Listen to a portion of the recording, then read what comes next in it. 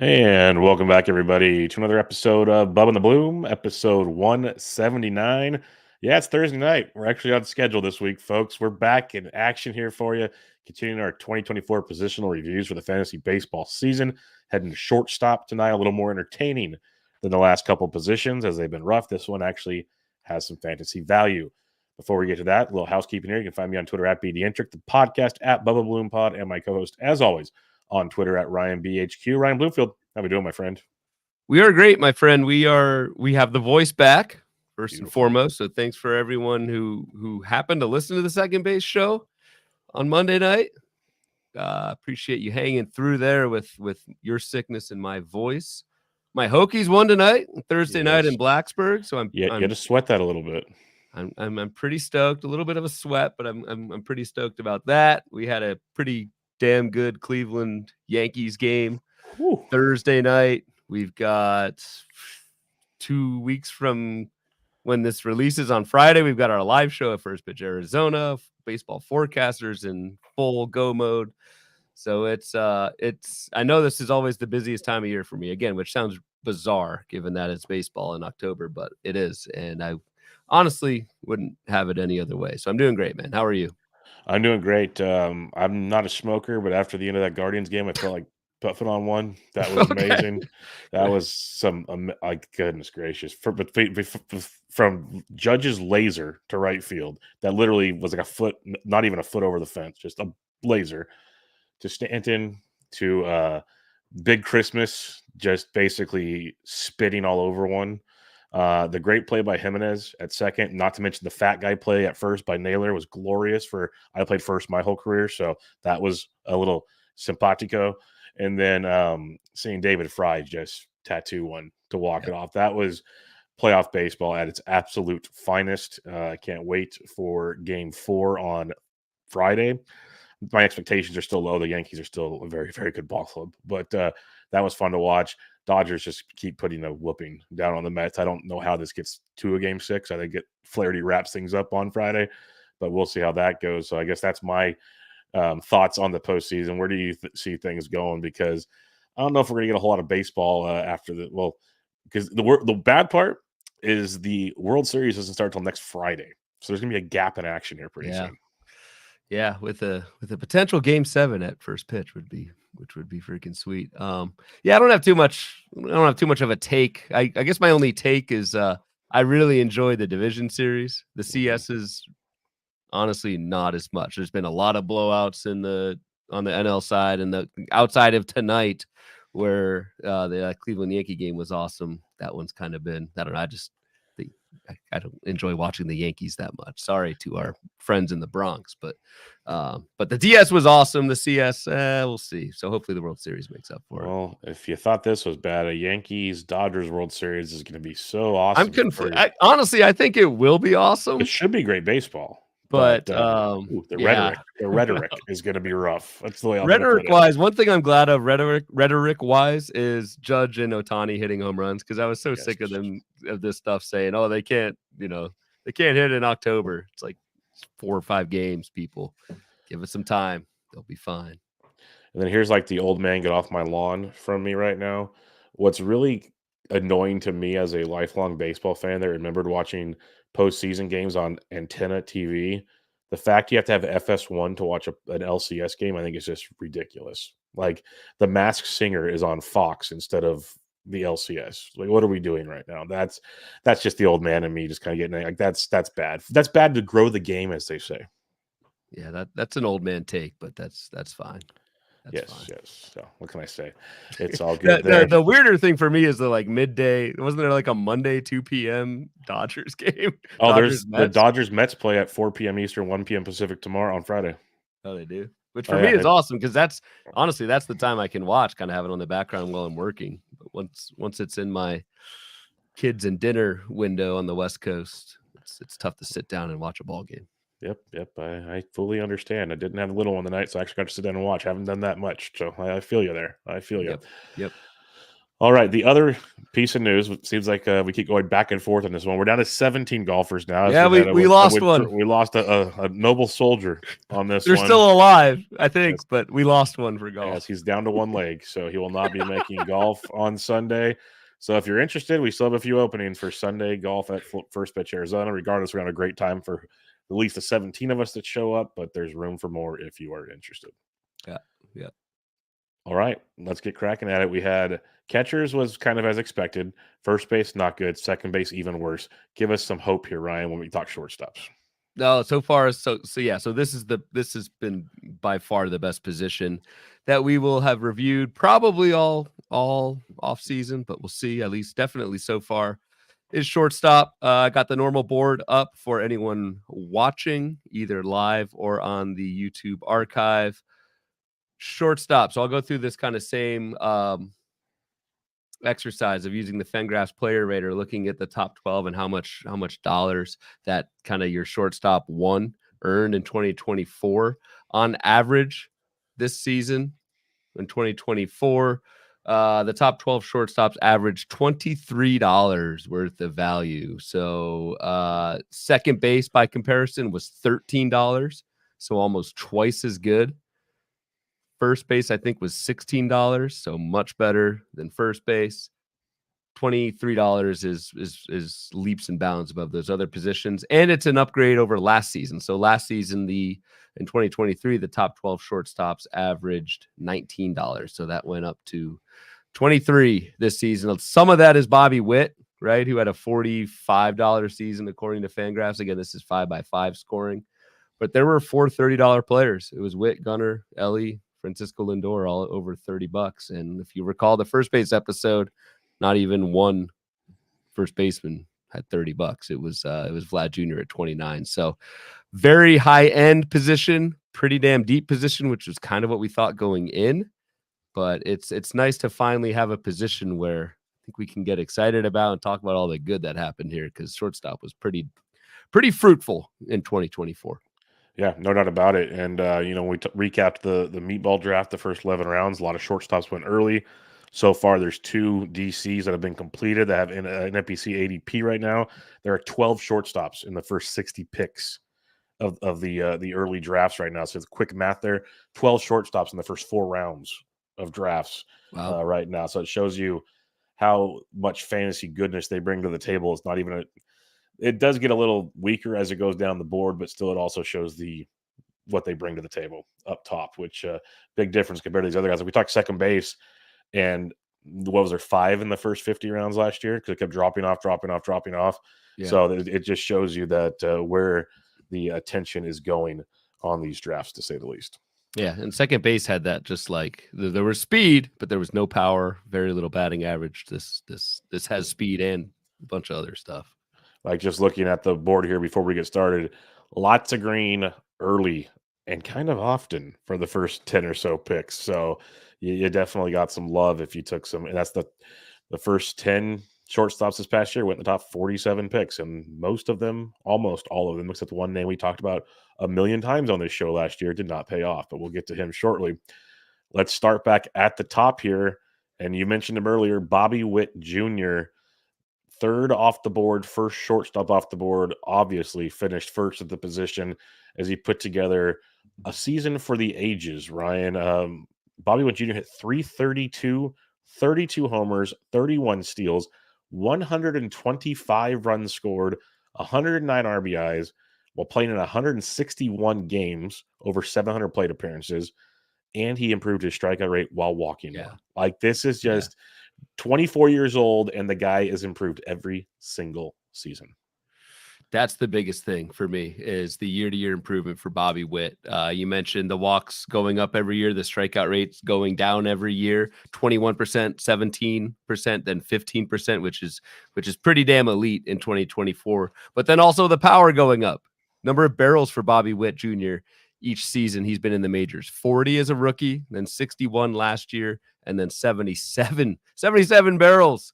Like, he should have had more than 32 home runs. 77 barrels is freaking crazy. So that's not even 50%. Yeah, it's way below the average. It's way below the average, which is roughly around like 60%. So if you roughly take that say 80 barrels divided by 2. Caveman math here, 40 home runs. I got you. 77 barrels.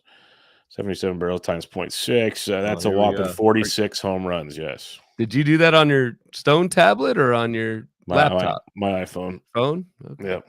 All right, good.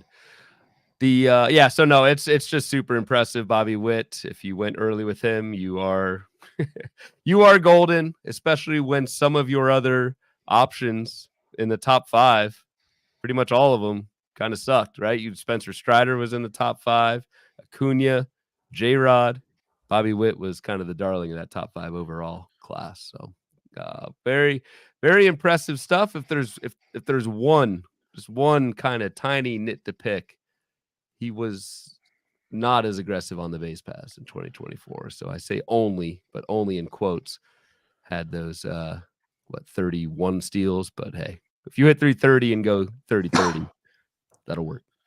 Well, it's fun because like Acuna was the unanimous number 1, and it seemed like it always came down to do you want J-Rod or Bobby Witt. That was like the pick. And the saying always goes, you can't win your draft in the first few picks, but you can lose them. Picking Witt over J-Rod probably helped you win more than lose. Let's put it that way. So there is a little bit pros and cons to that situation, and definitely Spencer Strider, as my satellite team would know, because that was the decision actually late in draft season when we thought we knew Strider was healthy. That's true. Pitchers get pushed up. It was kind of Strider and Witt going 2-3. So, yep, that's pretty crazy stuff there. The second shortstop off the board, ADP of 5, was Mookie Betts, finished 7th at the position after finishing 3rd at second base.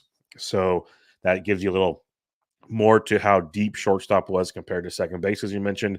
We talked about Betts felt like plenty on the previous show. Picked up 4 hits on Thursday night for the Dodgers. You have anything else to add for Mookie Betts? No, since we talked about him, it is good to pick up that angle of finishing 7th at shortstop. And what did he finish? What did you say at second base? 3rd. That's a difference. The biggest difference when I was putting this board together that I saw, and maybe we'll probably hit on him later, but just to show one more data point to show the discrepancy between second base and shortstop is Bryce Terang. So we mentioned Bryce Terang on the second base show, who finished 4th at the position. Bryce Terang was the number 14 shortstop. So it's just nuts to have the same player, same production, be a top 5 player at second and barely be in the top 15 at shortstop. That I feel like that's the example where it's like, holy crap, these two positions, even though they're right up the middle, right next to each other, were vastly different fantasy wise. Yeah, pretty wild stuff in that regard. Third shortstop off the board, 12th, ADP of 12, finished 6th at position. And people might wonder how, because a lot of people were yelling that Trea Turner was not good this year, but he still put it together. He was hurt for a while, played in 121 games, hit 295, though, 21 homers, 19 stolen bases. What are your thoughts on Trea after this season?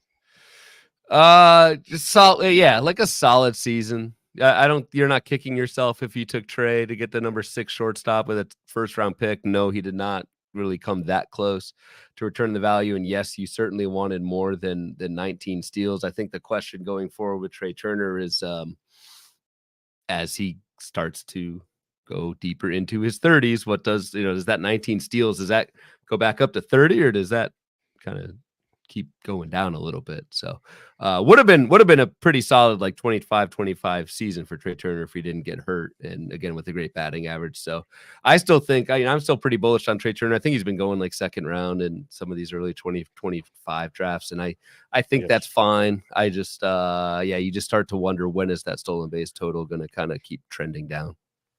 Yeah, that'd be the biggest concern. And the positives, like you said, there's still optimism there, still hitting towards the top of the order in Philadelphia. That's not going to change things for a while.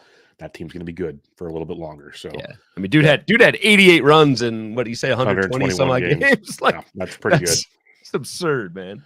Yeah, pretty good stuff there indeed.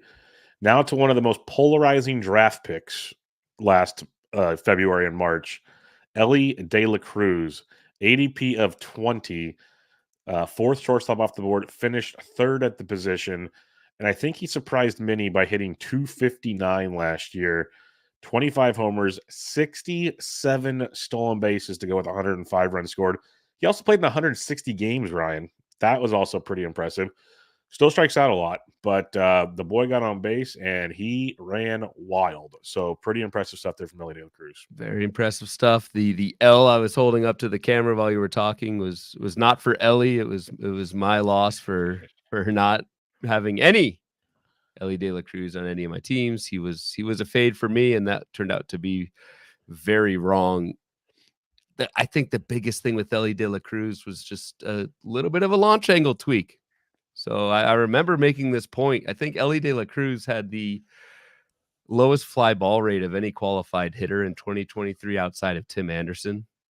A 22% fly ball rate last year. Like it's very, very hard to get 15, 20 homers if you only hit 1 out of 5 balls in the air, especially when you strike out as often as Elly De La Cruz does and still did in 2024. But Elly took that 22% fly ball rate and bumped that up to 33% this year. And that was enough for him to kind of go bonkers on home runs and get those 25 home runs, hit 260. Like that was a big part of that as well. And then obviously what you drafted him for, the stolen bases. So a very nice step forward for Elly De La Cruz. We all knew he had the power. We just didn't know if he'd keep pounding in the ground. So that changed. Strikeout rate's going to be the strikeout rate, but someone with this kind of tools, like you can strike out 30% of the time and still hit 260. Like I think that's certainly sustainable for Elly De La Cruz. So hell of a season, and the guy is bordering on a top 5 pick. Like I honestly thought about him at number 3 in our meatball draft, went Judge, but it was a little bit of a thought. In the 2 drafts so far, he has gone 3rd and 6th. So ADP of 4.5 for Elly De La Cruz right now, and that's going to be a popular spot, I think, for the rest of draft season. The man that many debated, Elly versus Lindor, was the next off the board. ADP of 29, 5th shortstop off the board, finished 4th at the position. Mr. Lindor obviously had a slow start to the year, and many thought, man, this was a horrible pick, and yet he does it again. 33 home runs, 29 steals, almost back-to-back 30-30 seasons, and 152, 8 fewer games. So he probably would have got it if he got the 160. Hit 273, though. Best batting average for Lindor since 2018. And scored 107 runs. And he only played 152 games because he missed most of the last couple weeks of the season with the back injury. But Lindor had a monster season, and I still think he's a heck of a ball player, even though some may say he's getting old because he is 30, but still pretty good. Yeah, especially through April when Lindor was hitting. What was he hitting? He was hitting pretty much 200 through April. Example number 863 that this is a long ass season, and Francisco Lindor more than made up for that slow start. It is funny, the Elly versus Lindor debate. I feel like it's kind of like our beer bet of Judge and Soto. It's kind of like we both kind of did pretty well. One beat the other, but you certainly didn't lose, I don't think, in that ADP battle. So I do wonder, like, again, 2025 take, but you do wonder with back problems in his 30s what's going to happen there going forward. But man, he's been fun to watch, and that has only carried forward into the postseason as well. Yep, totally agree on that one. Out of the top 5 shortstop, 1st, 7th, 6th, 3rd, 4th. So all of them got the job done for you one way or another. Yeah, no matter what. Yeah, if you went early on shortstop, you were very happy. You were very happy. And they all were taken in the top 2 rounds of a 15-team league. You got at least 16 steals. Most of them had 20 plus. They all had 19 or more homers and hit for average. So you were very, very thrilled. Most of them had over 100 RBI or runs scored, it felt like, as well. So a lot of good things coming from the shortstop position early on, and it continues to get good. And we have a CJ Abrams question later, so we'll talk a lot now. We'll answer some more later on him. Abrams was the 6th shortstop off the board, ADP of 35, finished 11th at the position. And a lot of people were not happy with CJ's season because he didn't steal as many bases as they hoped. He stole 31 bags after stealing 47 the year before, but still had 20 home runs, 79 runs scored, and hit 246, almost the same average as he has every season in the bigs. But I think people had higher expectations for CJ Abrams. What's your thoughts on what took place? Because in the end, still a very productive season. Like if his batting average is a little higher, he's right in line with everybody else ahead of him. Yeah, and Abrams was super polarizing. I was certainly pro Abrams, took him at a bunch of spots in the 3rd round, and like in hindsight, not the best pick, but totally. I mean, for as polarizing as he was, certainly didn't blow up in her face. It's a couple things here. A, it's a testament to the position that CJ Abrams had a 2030 season and finished outside the top 10. Yep. At shortstop. Granted, he's probably 3rd at second base. I know. Granted, 79 runs, 65 RBI, not the best counting stats, and he only hit 246. That plays a little bit into it, but still. Well, he likes to gamble on things on and off the field, so that's probably part of the problem. My man's season did end at 8 a.m. in a casino somewhere, which honestly is you don't read too much into it, but you do wonder off-season work ethic wise if you're investing an early round pick, is that a tiebreaker? I don't know. Probably not. Nah. Stolen bases. That's the last thing I want to hit on, because yes, we expected at least like 40, 47 in 2023. That dropped to 31, especially on a Nationals team that ran wild. CJ Abrams actually did run wild, but he was thrown out 12 times.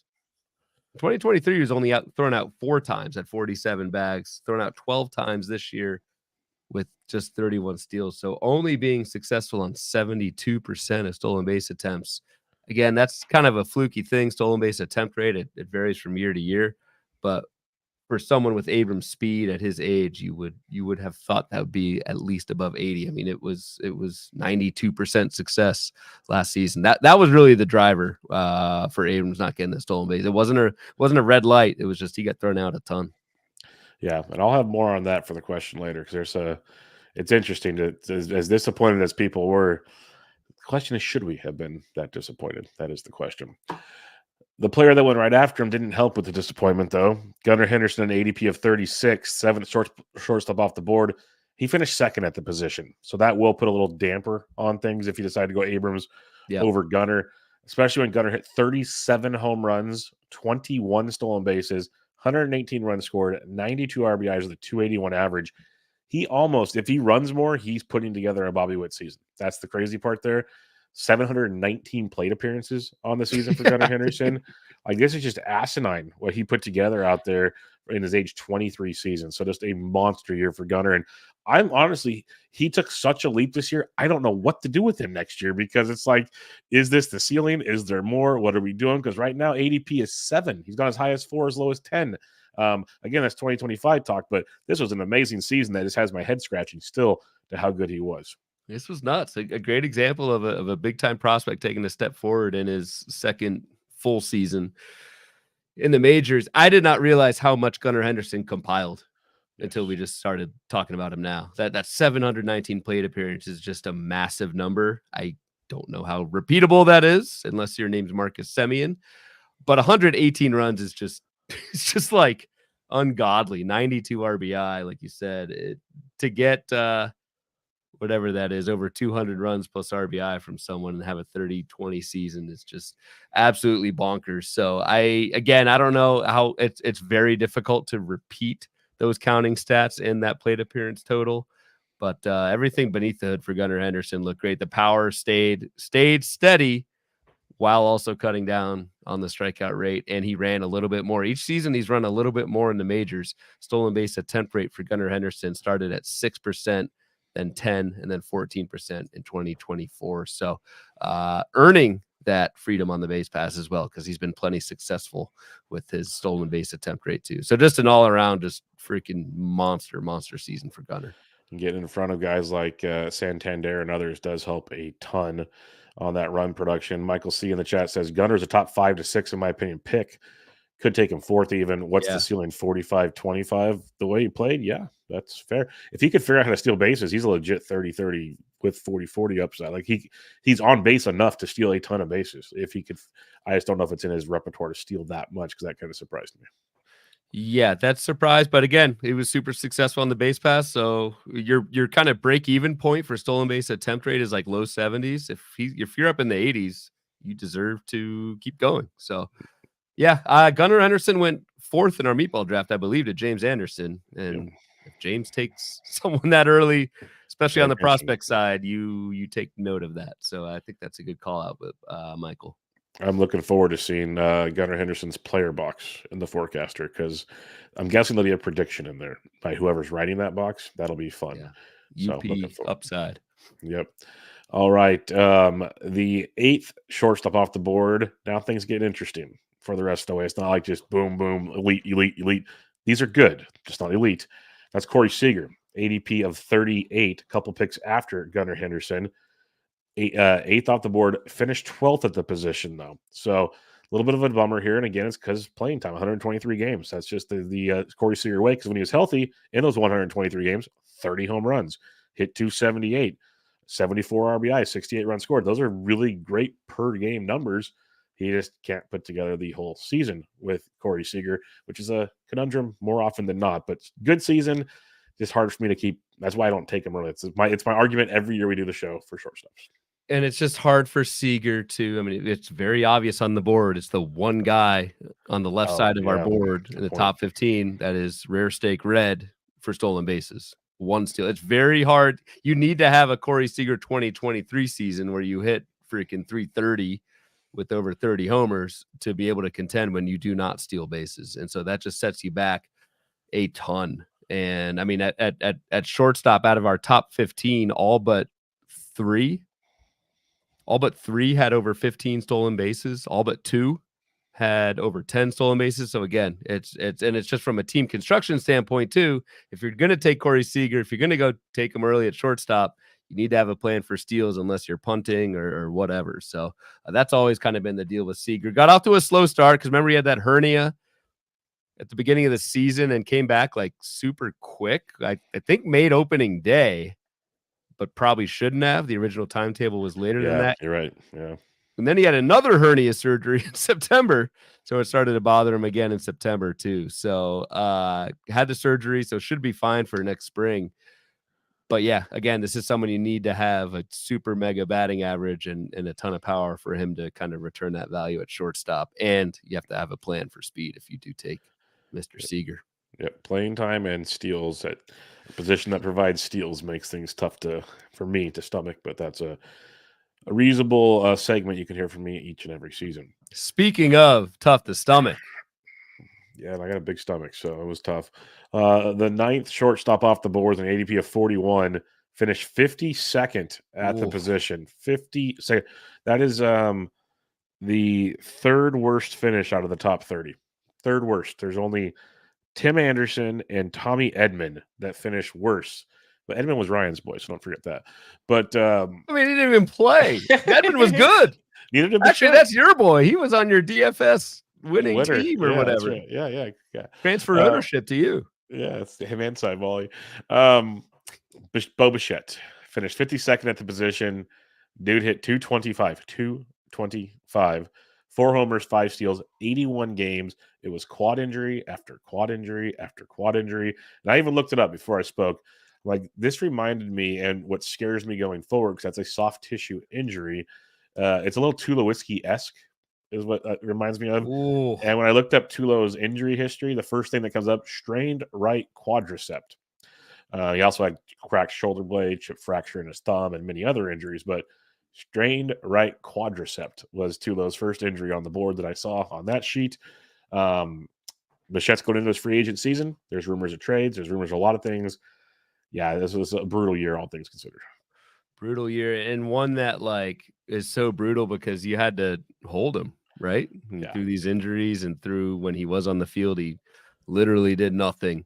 So it just made it like you, again, I kind of make this point, like you almost wanted to take a different position, but someone who was out for the season, Spencer Strider, because then you just know you cut free and you've got that spot for free agents. This was absolutely terrible. This, like you mentioned, this can kind of go one of two ways. It can go down the Tulo path because this is not just a 1-year thing for Bo Bichette. I mean, this was last year too, just didn't run. And that's the thing. Like if even if he plays but doesn't run, how, you know, not that good. Right. Yeah. He's not that good. So, or on the flip side, right, if you're taking the glass half full, which the price on Bo Bichette is going to be quite cheap in 2025, you're going to say this is someone entering his age 27 season who I believe led, this is a Joe Arrico stat, I believe led Major League Baseball in hits from 21 to 23. So you're getting someone like that on the rebound, but it's all, to borrow Happy Gilmore, it's not all in the hips, it's all in the quad for Bo Bichette. It's just those lower leg injuries, man. Will they go away or not? I don't know. Yeah, in theory, if he returns to being a batting average asset with, say, 20 home runs, he's Carlos Correa. That's who you're getting. Yeah, that's a fair. Yeah, if he doesn't run, or he's Xander Bogaerts. Like, this is the dude you're getting. Bogaerts did run more this year. I still don't believe he runs like that, though. I don't think he does. But so yeah, Correa doesn't run, so that'd be your dude, all things considered. And they go quite a bit apart on draft day. All right, the 10th shortstop off the board. We have a lot of questions on this player later in the show. ADP of 47, drafted 10th at the position, finished 10th at the position, and that is one O'Neal Cruz. And honestly, seeing he finished 10th is quite is interesting. But I guess when you go 2020, that'll help. 21 homers, 22 steals, 259 average for O'Neal Cruz. And he played in 146 games. I would have taken the under on that one. I did not think he made it that many games because he's always seemed like he was banged up, always. But great season. That was one of your boys. And basically he hit for the same average as Elly, just couldn't run like Elly. Yeah, or at least to the point. We still had 22 steals, but yeah, that's 45 fewer than Elly. Interesting that for all of the like polarizing, O'Neal Cruz is either going to be the best shortstop in a game or he's going to fall apart. He was picked 10th and he finished 10th. It's like kind of a straight line boring outcome. 2020 season, I guess he is my boy, even though I didn't have him on any team. But our beer bet was Bichette Cruz, right? Yes, Bichette Cruz. Yes. Man, not even close. Not even close. Yeah. Yeah, we'll talk a little bit more about him on the listener questions, but I do think there is room for growth here. With Elly, and I try not to comp them, even though it is kind of the lazy thing to do.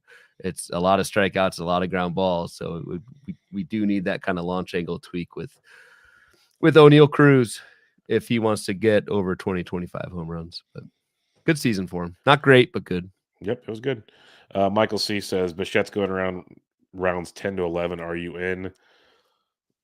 I don't think so, unless he's a middle infielder. He'd have to be a middle infielder, and that still seems pretty rich for me. I think I'd be in once on one team. Yeah, I do it once. That's fair. That's fair. I guess I do enough teams where I should probably have at least one, but yeah, fair enough. One of every player, but good yeah. point. And yeah, it makes sense to me. 10, 11th round. All right, a couple guys we've talked about already now because they're multi-position at second base as well. First off, the 11th shortstop off the board is Nico Hoerner with an ADP of 78. He finished 15th at shortstop, and he finished, can you guess, Ryan? What? 8th at second base. At second base? 8th at second base. 15th at shortstop, 8th at second base. So that's pretty entertaining there for Nico. Do you have anything to add on him? Because we talked about him the other day. A lot of good, no power. Nope. No, I got nothing else. If you can make out my scratched up second base episode voice, we covered Nico last show. Same with the next two guys. Yeah, we covered Ha-Seong Kim, ADP of 98, 12th shortstop off the board, finished 25th at the position. At second base, he finished 24th at the position, so that's close at least. That's in the ballpark. We got that going for us. The 13th shortstop off the board, Xander Bogaerts finished 29th at shortstop, 29th at shortstop, 27th at second base. So those two kind of were the same roundabouts, and maybe it's because there's no power on either side of them. That could be a big factor of the player rater when discussing that. Any other thoughts on the teammates in San Diego? No, but I just have one kind of higher level point. Like the shortstop did kind of fall apart right around here. So if you see the board, like basically out of the top 10, only one was a true bust. That was Bo Bichette. Everyone else you're somewhat happy with, even if it's CJ Abrams, Corey Seager. Like they didn't go belly up or anything. But once we get to Bichette and then this Nico Hoerner, Kim, Bogaerts, Volpe, Swanson we'll talk about were kind of okay. There was definitely, you kind of want to look at those cliffs at each position. This isn't to say this is where the cliff is going to be in 2025, but I see a pretty big drop off after that, like top 8 or 9 in shortstop to this next kind of group here. Yeah, and it goes back to how we started the show. There's 12 shortstops going in the first 60 picks right now. We talked about the meatball draft guys going early. It's because of this drop off. Like when you're in the draft room, that's why I took Adamas. It felt like so early that night we drafted. In reality, it's not that early. Looking at these other drafts, it drops off very rapidly, all things considered, on these boards. The 14th shortstop off the board, the ADP of 107, Anthony Volpe finished 16th at the position. Higher than I would have expected, but dude hit 243, kind of got it going at parts of the season. 12 homers, 28 steals. The steals helped him a ton, and he scored 90 runs. So quietly a much better season than I want to give him credit for because, Ryan, it was brutal at times for Volpe. Some very, very down months, especially in the batting average department, especially September, hit 176 to finish the year. But what's your thoughts on what Volpe did? Because better season than I expected, but I think there was just such high expectations. I don't even know if he met those. But it looked like he was going to through April or May. I mean, through May, he had 6 homers, 11 steals, and was hitting like I'm just eyeballing this, 270, 280 with a really good OBP. Like it looked like Anthony Volpe in his age 23 season was going to take off through the first 2 months of the season. And then, yeah, kind of did the anti-Lindor, I guess, and faded as the season went on. He still gets a ton of playing time, despite, and I probably could have said this last year, a 293 OBP is terrible. A 364 slug is pretty bad. Yet Anthony Volpe continues to play every day, 688 plate appearances. For the Yankees, that's why you get 90 runs. That's a saving grace. But if the Yankees ever decide to, I don't want to say pull the plug, because this is still like a very talented kid. But if they in the short term don't want that lack of output with the bat in the lineup, Anthony Volpe suddenly, without 700 plate appearances, becomes very, very average. And he was just okay with 700 plate appearances. So I think more downside than upside with Volpe. However, this is kind of your spiel, but who's to say he can't take another big step forward in his age 24 season? So I don't know. Yeah, no, I'm not writing him off. And as draft season went on last year, I became more interested in giving him a shot because of the power speed. Like he has a 2020 type talent in a good lineup. So I'm still interested in Volpe. It's just, I guess, 243. I don't know. Maybe it could be better still, I guess is what I'm trying to say. But it was still a good season, all things considered. Better than Bichette. So it's got that going for him. 15th shortstop off the board, finished at 18th at the position. That was when Dansby Swanson, talking about a guy that started horrible but finished well. Swanson hit 18 homers, stole 19 bags while hitting 242. I know I dropped him in mini 12s because most people did as well. Dude hit 212 in the first half of the season. A 303 average with 4 homers in September saved his rear end in a big, big way. But what's your thoughts on Swanson? Because a guy that I think many thought, okay, I can wait, get Swanson at short, going to be hit in the middle of the Cubs lineup, things will be good. It was not good at all. No, and it kind of was only good. Kind of took off after I traded him to Ray Murphy in Tout Wars in August. It randomly had 8 steals in August. Before that, by month, it was 3-1-1-2. And all of a sudden, the guy turns into Elly De La Cruz in August. Dansby, for as much as the kind of in-season ebbs and flows were, he did kind of end up where we thought he was. I think, to your point, the shallower the league you were in, you probably moved on and did not get the fruits of your labor in those last 2 months. Whereas if you're in a deeper league, like I don't think Dansby Swanson was cutting 15 teamers, or very few of them, and certainly not any like NL only leagues. If you kind of weathered the storm and hung on, you kind of ended up with more or less what you thought, which is like modest 5 category production, a meh batting average, but ton of playing time. Got the 80 runs scored, 66 RBI. So I don't know, just kind of like boring season. Although within the season, it was a roller coaster. Yeah, I'm still very interested in Dansby. I dropped him in most places. I know I've re-picked him up in at least one of them because he was dropped in almost every 12 I can remember. It was just the way of the world. He was so bad. But I think we saw the talent that is there. That Cubs team's going to be pretty similar, I think, next year. So there is room for some optimism, I will say, when it comes to Dansby Swanson. But we'll see. Time will tell on that one. Dansby or Bo Bichette? I'll take Dansby. Think so because too. he'll run. Yeah, I don't think Bichette will. Bichette did it one time. Trust me, I used to be a big Bichette will run guy, and Toby told me I was foolish. Bichette did it one time. Toby laughed and said it'll never happen again. Toby's smarter than me, so it's pretty simple. Yeah, he's smarter than us combined. He's right though. Yeah. He had that. Bichette had the 125 stolen base season. Outside of that, 13, and then nothing above 5. Yeah. We would have our previews, and he kept trying to challenge me, like, "What proof do you have he'll run?" I'm like, "He's going to." I got his, it's caveman logic, and he's young. Once. He'll run. Yep, pretty much. That was theory. All right, let's go 16 through 20 here. We talked Tyro Estrada last episode. That's a lot of red. That's medium rare, and pink. It's just what I'm going to say. That's rough. We talked about bad that we're now like equating doneness in beef to fantasy baseball stats. But welcome to my world. I'm kind of here for it. If we were a 420 show, we have the green side covered too, but we're not. So we got that going. The 17th off the board, though, at first, there's no way he was drafted high because everyone knew Trevor Story would be missing time. Still, ADP of 153, finished 71st in the position, but that's a big grain of salt because when he got hurt, he wasn't supposed to play much this year. He came back and I thought looked really good in a limited sample. Like, there's still holes, obviously, but for a guy that was rusty, finished 255, 2 homers, 6 steals, 9 runs, and 10 RBIs in 26 games. Yep. I liked what we saw from Trevor Story. Now, you could say you're going to be concerned with injuries for the rest of his career. I get it. But what we saw last year, because that's what we're still talking about, what are your thoughts on what we saw from Trevor Story? Because he finished 71st, but we all know why he finished 71st.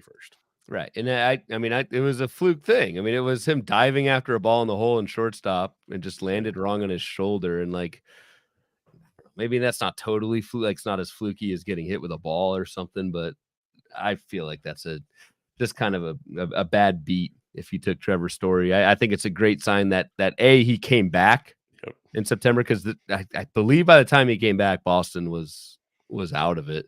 There was no real reason to rush him. So I don't think there's any health concern for Trevor Story, especially the fact that he came back and played well and was active on the base pass. Like, if they're worried about his shoulder, probably not going to steal 5 bases in meaningless September games. So if there's any kind of discount on Trevor Story, I know he went later than 153 in our meatball draft. I really like that. You took him? Yeah.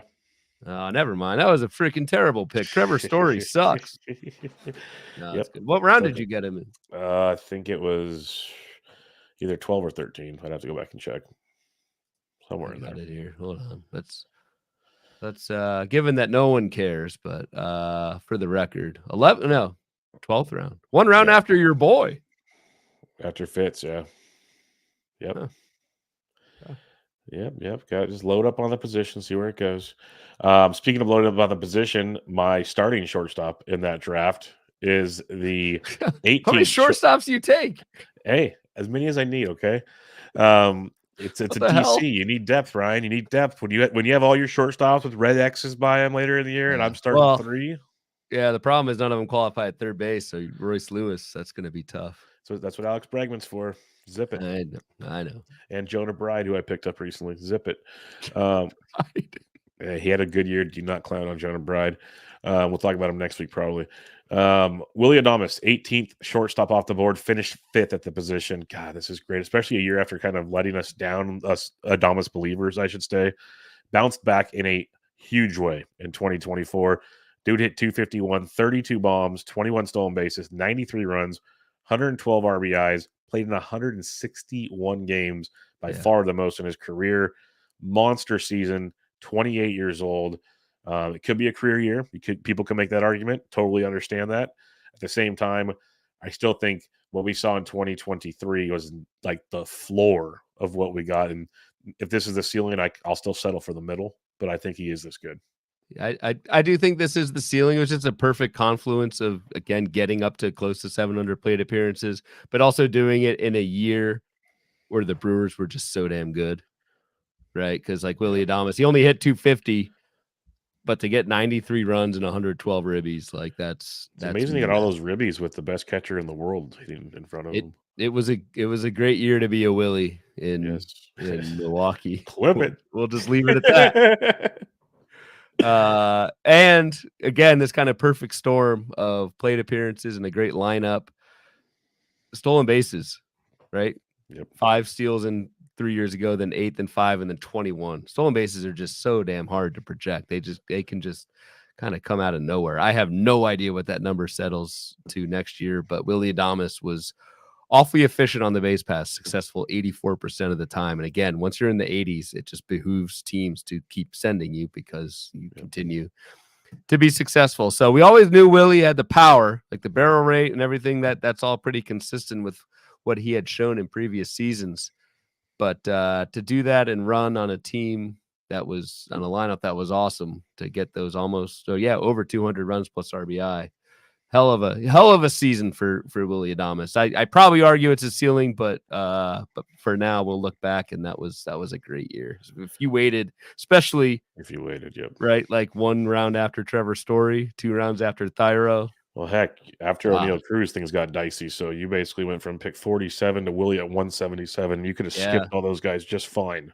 Exactly. And been happy. Yep. So big time difference what you did in those middle rounds there with Short. And he's probably more like a 25 home run guy, but at least we know the 30th power's there. The steals are just tough, like you said, since the new rules got implemented 2 years ago. Like I talking with Ben on Bench with Bubba, we recorded earlier, the 80th percentile since the rule changed the last 2 years jumped from like 130 to like 185 at the position for overall for stolen bases. Yeah. So, and we talked about Matt Chapman running. It's just such a wild card now of what's going to take place in that regard. Like you said, if a team sees that a dude can, execute at 70 to 80%, because look at it was like a Rosarena and some other guys, their rates were horrible. They said just run. So we'll see. You never know. Philosophies, I guess. All right, the 19th shortstop off the board, Ezekiel Tovar finished 8th at the position. The years, hit 269, 26 home runs, 83 runs to 78 RBIs. That's great. Started out really good, kept hitting off and on throughout the season. Finished well, obviously. The 6 steals, though, was a massive bummer. I think a lot of us expected more steals from Ezekiel Tovar. I know I did, because I had a lot of Tovar shares. And he almost, if he wasn't producing in the other categories, I could have considered him a Gene Segura, because I just figured he was, doing everything for me. Like, I have to worry about him. And then you see the 6 steals, it's more like a oof. That in a 12-teamer, everything else plays well, but that's a stolen base hole in a 12-team league. So that does sting a little bit. And thrown out 5 times. So probably why it didn't run a whole lot. If you're basically 50-50 on the base pass, which is weird for Ezekiel Tovar, because he does have like raw speed. The raw speed. I'll pull up Savant while I'm chatting here. His speed score on HQ is pretty fast. So it's just kind of weird. Like I mean, base running is a skill. It's not just all speed. It's reading everything, but. Let's see. Where's his? I never looked this stuff up. Sprint speed, 71 percentile. So not elite, but he's got some wheels. Disappointing to only go 6 for 11 on the bases. Also disappointing, like the plate skills are rough. Like a 3% walk rate and almost 30% K rate. Like from an OBP and real baseball standpoint, that's kind of tough. I feel like Ezekiel Tovar kind of sold out for a ton of power, and it kind of worked. I don't know if he hits 270 again. He's young. Remember that, young. He is young. Absolutely. So, but if we're just talking 2023, it was solid. I mean, if to wait till pick 180 and get a top 10 shortstop, like, and could have been even better if the Rockies were a legitimate baseball team. But they're That'll be the same problem next year. I hate to break it to Rockies. Yeah, that's not going to change. It's not going to change. For all the Rockies fans listening, A, I feel damn bad for you, but B, it's not going to change. Not changing anytime soon.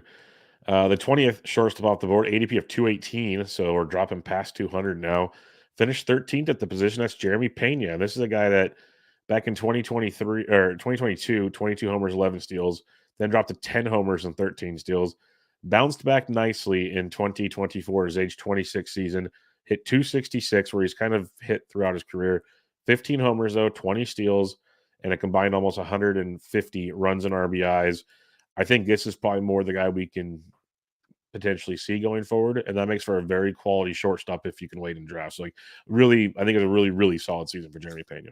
Yeah, and another one who was kind of thrust into the limelight pretty early in his career and has continued to improve. He's a little bit older. He's just age 28 season. I feel like he should be a lot younger, but and every season the strikeout rate has improved, and every season the swinging strike rate has improved, and in every season the stolen bases have improved. So nice kind of additional step forward for Jeremy Pena. The power has kind of never been there, but I don't know if he can kind of get this kind of modest 5 category production.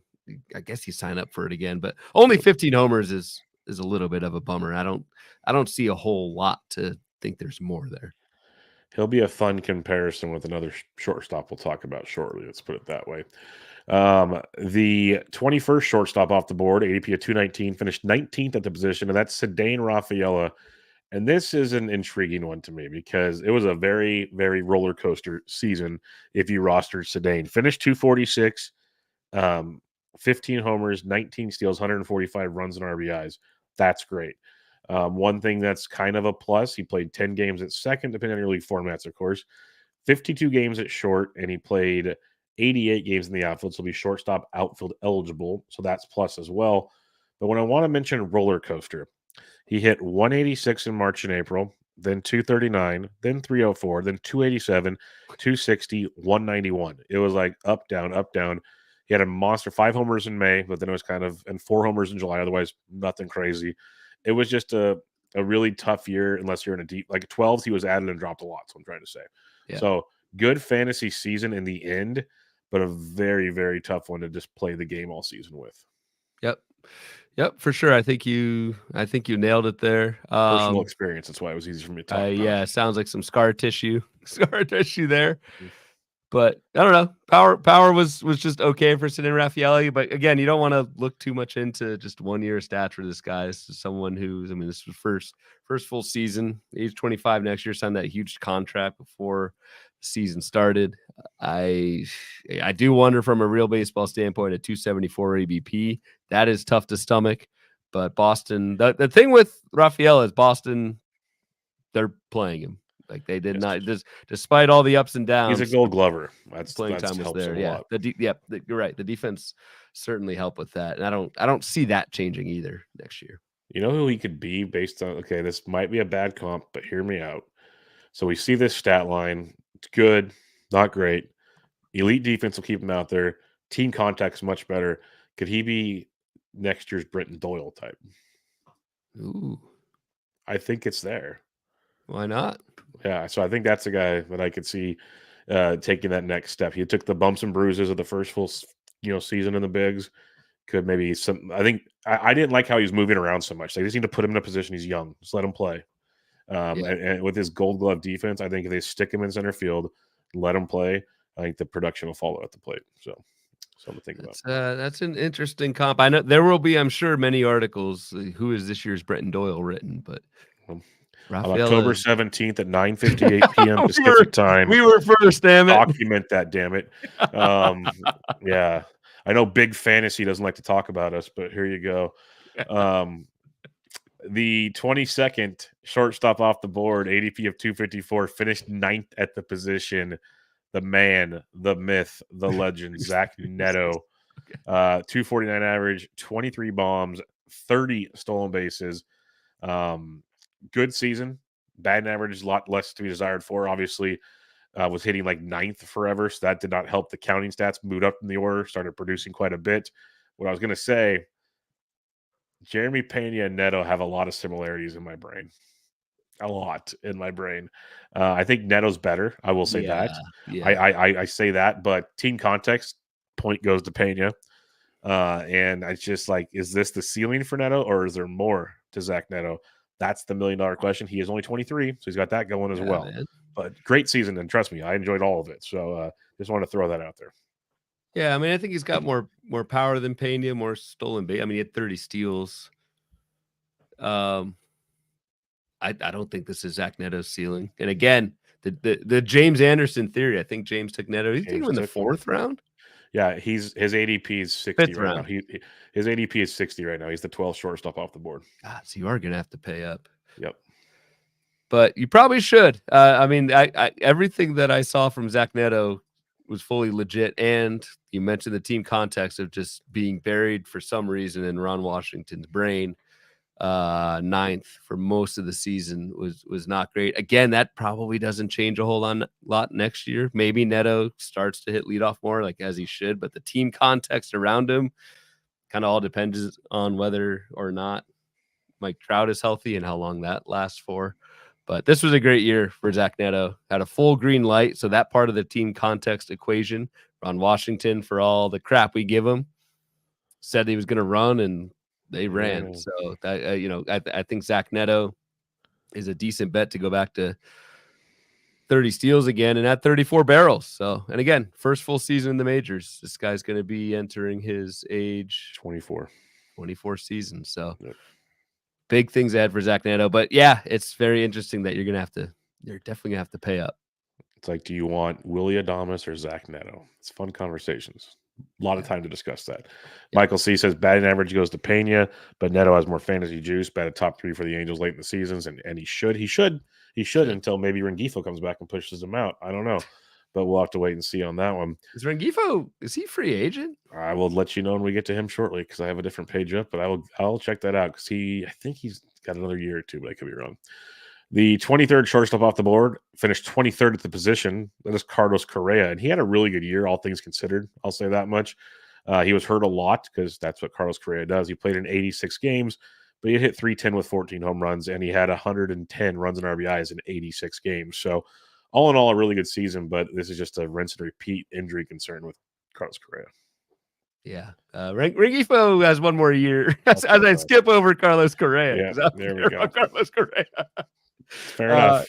The important stuff, the mascot gets priority on this show. We know this. Exactly. And so Rengifo has one more ARB year. He's 2025 is his last arbitration year. So if we can pony up enough cash on this podcast, I know we have at least like tens of thousands, hundreds of thousands listeners. If we can pony up $5 million, he makes 4.4 this year. We might have a shot at Rengifo in 2026. Yes, permanently on the show. I'm in. Oh, with the Angels. Gotcha. No, on the show. Oh, then I'm in. I bet you his price is a lot cheaper to do a weekly show. But yes, I'm with you. I like the math, though. I like the math. That was pretty quick stuff there. It's almost like you had a rock in a slab with you to make that happen. The 25th shortstop off the board in your backyard, ADP of 300, finished 47th at the position, JP Crawford. I'm kind of giving up on JP Crawford these days. Yeah. Agreed. And unless you're like in OBP leagues, he did lead off most of the time. Kind of lost the leadoff role to Victor Robles by the end of the season in Seattle, but this is just a compiler who I think Spike, what do you have, 20 homers in 2023? Yeah, and that he went to Driveline. He must have forgot everything on what he did there. But yeah, no, just very little category juice. This is someone, actually, I think Steve Weimer took JP Crawford in the 27th round, just a kind of a volume play, I'm sure. But from a per plate appearance type of thing, I'm kind of over JP Crawford as well. Yep, I'm with you there. After that, you got your final 5, 26 through 30 is pretty bleak. Tim Anderson, we know how that ended. Willie Castro, we talked about last week. Impressive, but yeah, it's still tough. Tommy Edman finished 54th in the position, but he's actually hitting cleanup and producing for the Dodgers in the postseason. So there you go. Then there's Bryce Terang. 29th off the board, ADP of 336, 14th at shortstop, 4th at second base. We talked about him a bit on the last episode, Ryan, but what else do you have on Mr. Bryce Terang, who is absolutely outstanding? That's all I got. Just that 4th to 14th thing between the two positions. That's wild to me. And then the last shortstop at ADP 351. My man. Finished 39th at the position is your man, Ahmed Rosario. 280 average, 3 homers, 13 steals, and a couple ball clubs. So What do you got on Ahmed Rosario? No, I mean, I'm going to be like 58 years old on this podcast saying, I wish Ahmed Rosario could play every day. Yep. Yeah, I don't know. Playing time's just not there, but the dude is good. He just doesn't play. That's unfortunate. And he qualifies like, well, for next year, it's only second in outfield, but in season, he qualified second, third, short outfield. He was everywhere in season because with the Rays outfield injuries, he was playing all over. The outfield was hurt, and then they obviously lost a shortstop, and then a second baseman got hurt. They had all kinds of holes. That's why Richie Palacios has second base eligibility now to go with his outfield. It's wild in Tampa Bay right now, or was wild in Tampa Bay, I should say. All right, recapping the top 30, the first like 7 or like the top 10 was still very good outside of Bichette. Then it gets murky. Then you have a gap there with 18 to 22 were pretty productive. Yeah. And then it's ugly again. So if we say 18 to 22, that gives us 5 guys. Let's say top 10. So there's 15 shortstop that pretty much you were really pumped to have on your team based on their ADP. The rest of them you had to kind of make it work. Yeah, which is more than most positions we've talked about so far. Like a solid top 15 is pretty deep. Not to mention a couple standouts that were not on this list. Ryan, who do you have for the breakouts at the shortstop position? I mean, there wasn't too much. All I've got is these, again, quote unquote breakouts, anyone drafted outside the top 30 or undrafted that finished like top 20 at the position. There was Mason Wynn, who finished 17th, had a 355 ADP. And then Josh H. Smith was undrafted and qualified everywhere. So you may or may not have played him at shortstop, but he finished 21st at the position. So didn't really have that kind of like we did at second base, where we did have a few breakouts. Granted, the bar for a quote unquote breakout at second base wasn't as high, but there weren't any real like diamonds in the rough at shortstop. You kind of had to go early or kind of pick the right guy in the middle rounds to get the most out of this position. And it seems like it's just something that's changed a lot over the last like 5 years, because you used to be able to wait on shortstop because shortstop was so deep and it didn't matter. But now it's still deep, but it's deep early.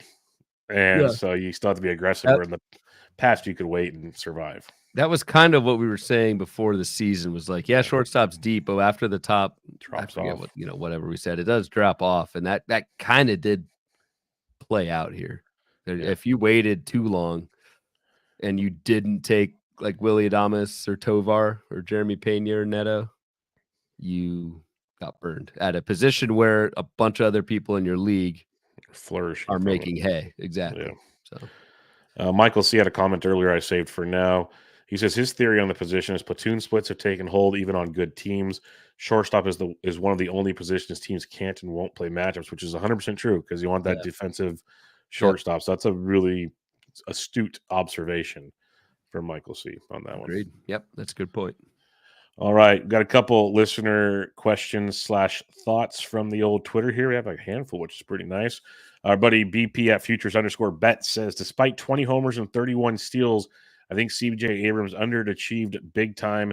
Maybe I expected too much. Can he take the next step? Ryan, if I may have the floor on this one, I have something for this. So a little plug. Ben and I recapped projections on how they worked out this year. And I wanted to highlight CJ Abrams because we actually talked about him on the show today. And it's funny, this question came up. The answer to your question is part of your question. It says, maybe I expected too much. And I think that's the biggest problem from everybody here. Because if we followed projections, which I know most of us use in our analysis, CJ Abrams was projected for 81 runs, 16 home runs, 62 RBIs, 37 stolen bases. CJ Abrams had 79 runs. That's 2 fewer. 20 homers, 4 more. 65 RBIs, 3 more. 31 steals, 6 less. He was basically 3 points, and if you listen to the show, Ben describes it all, off the main, the MAE, MAE, main something, or mean something. You just got me tongue tied now. I knew this earlier. God damn it. Mean average. Shit, I went to college, so I should know. Yeah, you should know this stuff. Same major as Ben. Basically, the closer to zero the number mean is, average error. That's Error. it. There you go. Closer to 0, that number is almost like if it's a 0, that means the projection was basically like rock solid. So having a mean average error of 3 shows that it was pretty darn close. And I just read you the numbers. Like he basically produced to what the projections said he would. And some guys overachieve and some guys underachieve. That's obvious. Some of it's due to plate appearance projections and whatnot. But even when you look at and the mean average error factors in plate appearances, because he was projected for 565 at bats, he had 541. So he was within an average of 50 at bats. So this like shows you, just wanted to say, I think most of us that liked CJ Abrams had higher expectations than the projections had. And something we talked about a lot on the show, Ryan, is young players' projections can be wrong on because young players you want to have the expectations on when you draft them. That's kind of how you do it. But I think you have to take a step back in the process when it doesn't go right. How far off was it from what we should have expected, I guess? Yeah. And it wasn't like CJ Abrams was a pure prospect this season. We did have a full season of data. So we probably, and I think anyone who drafted in the 3rd round, again, me, expected more than what obviously what the projection said. That's a really good find by Ben. That thing was spot on. That's wild. Yeah, so that was kind of fun because we were scrolling through it and I saw that, so we discussed him for a bit, and it was like because it was a polarizing name because like this question, that's why I laughed. The first question we got, I sent it straight a picture to Ben. I'm like, see what the first question is for tonight. He started laughing because we had the same discussion that it's just like it was a very polarizing name, but in the end, was it as polarizing as it should have been? It's just, I guess it's perception type thing. Thomas Travato has a couple questions. First one, love to see what O'Neill Cruz can do. He's not Elly De La Cruz.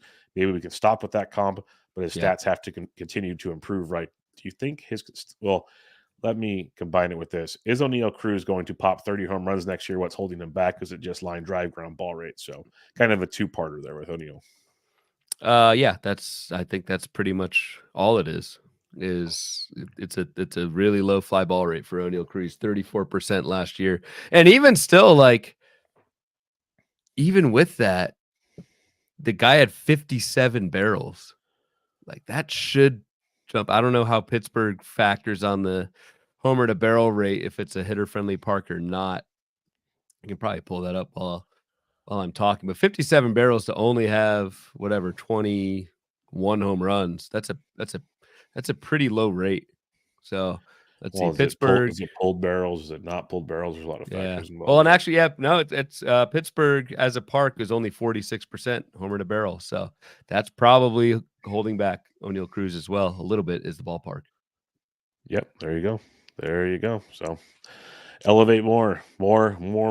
That's always the answer if you want more home runs. And you mentioned it with Elly out the gate. He changed that this year, and home runs are flying. We know O'Neill can hit moon shots. Just gotta change it. It's just like Vladito. There's a theme with some of these guys, and O'Neill will do it 1 year, and it'll just be like, holy crap! And that's the thing. Like I always remember this. Sarah said this at First Pitch Arizona a couple years ago. It's like obviously a home run, right? You have to have two things. You have to hit it hard, and you have to hit it in the air.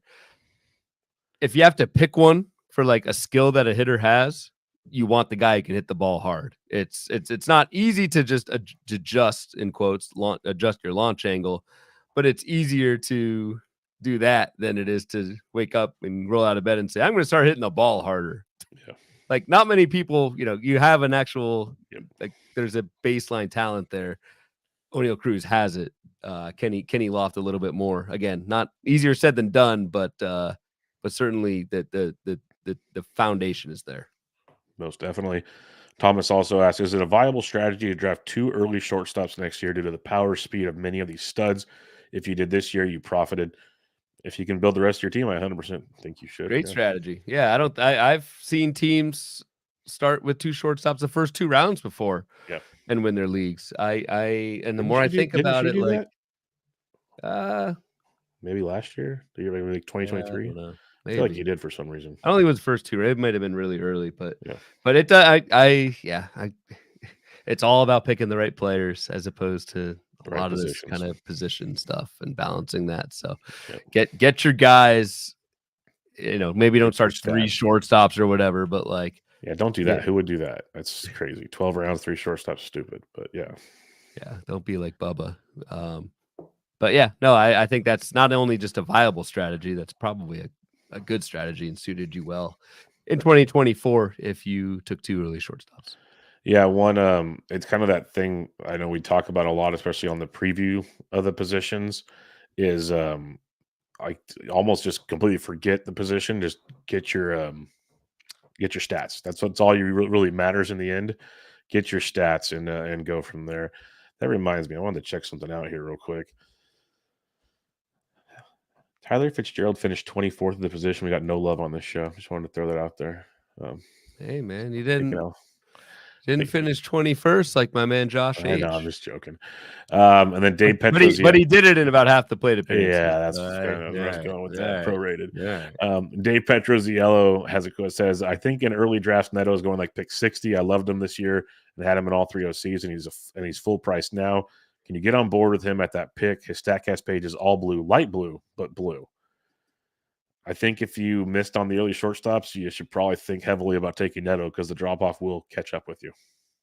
It is a price to pay. I haven't looked too much at which shortstops are going around that, but if you want, I can tell you. I got it right here. Well, because the thing is, he goes at pick like 60, then it drops to 119. And I don't mind Tovar's 119, Matt McLean, Bryce Terang, Bichette, Horner, Rengifo, Volpe, like these are all, and then 175 Stott. Like Jeremy Pena is going like 196. Swanson's around pick 200. Like some of these guys got to bounce back enough to be worth something there. But it's interesting. I know it's a long ways. It's only 2 drafts, but very interesting discussion, that's for sure. Another one on the prorated breakout. Obviously, my breakout formula is not all that sophisticated. Xavier Edwards, yes, was huge and obviously undrafted. So, yes. And at 193 current ADP. Yeah, it is funny that we mentioned Fitz and Edwards. I think like the last month of our Fab shows, all of a sudden there's middle infield guys everywhere. Yeah, I do. Yes, I do remember that. Like they all started popping up late. So that's something like, heck, Paul DeJong finished 28th at the position. I know we're not promoting, but just think about that out loud for 2 seconds. You promoted him plenty, which turned out to be good. Yeah, for Fab, yes. Don't draft him, but for Fab, it works out pretty good for you. Like I'm just going to hit a button here. We'll wrap up the show shortly, I promise. But if we go 31 through 60, you'll probably like David Hamilton. He got hurt, but was playing very well. So 248, some home runs, and a ton of steals. He's a guy to keep in mind if the injury rehashes. Geraldo Perdomo was another dude that was much better. Orlando Arcia played well in the last month of the season. So it's little things like that. There will be guys that show up, and you're just like, huh.